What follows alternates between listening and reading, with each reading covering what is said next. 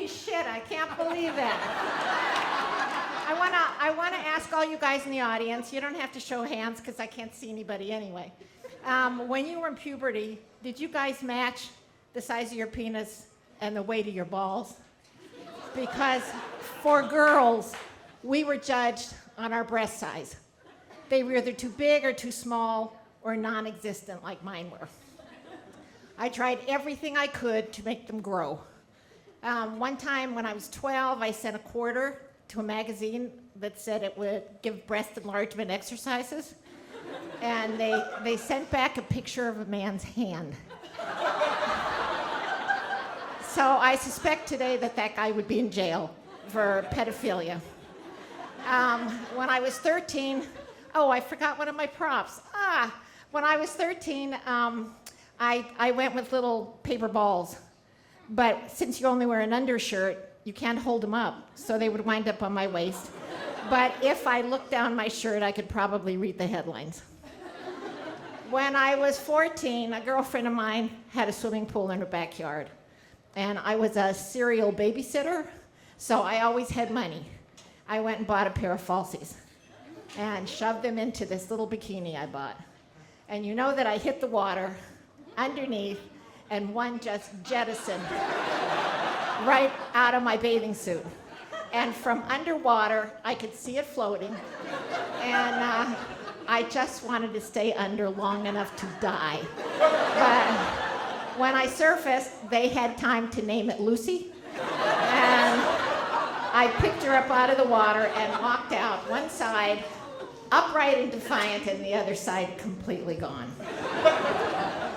My doctor kept telling my mother, because I was crying all the time, they're not growing, and she kept saying, it's hereditary, they're gonna come. When I got my period finally, they did start to grow and grow and grow. And now I wound up in minimizer bras because I'm trying to hide them. When I was 22, I moved from Denver, where I grew up, to New York City. And the hospital that I worked at had was just a couple blocks from Columbus Circle in Central Park. And I heard that Gloria Steinem was giving a speech. So I went to hear Gloria. So I moseyed over, and you know what she said. She said, take off your bras and burn them. And I'm wondering how I'm gonna unleash these 34 double Ds on the public without any pre-knowledge. I walked back to the hospital. That's the prop I forgot over there. They had bought paper tape. And so I took this tape and I made breast slings. And they worked. Until I walked into a bar and I heard a guy say, how does she keep them up like that? So I left the tape behind. And about some years later, after growing them and hiding them and making slings for them, I got my biggest deadline I ever had. I got my breast cancer diagnosis. And since cancer goes wherever it wants to go, if you don't watch its deadline, it can grow, and it really is a frightening place to be. So I want to leave a thought here.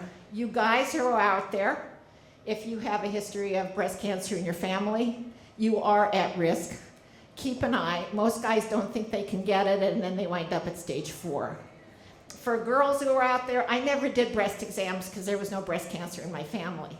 So I'm saying do the breast exams. If you want to make fun out of it, make it a date. Let your husband or your boyfriend or your significant other do the breast exam for you. Just don't let them do it to their mother. The girls are still with me. I'm hoping to keep them forever. And thanks for taking this journey. Peace out. Keep it going.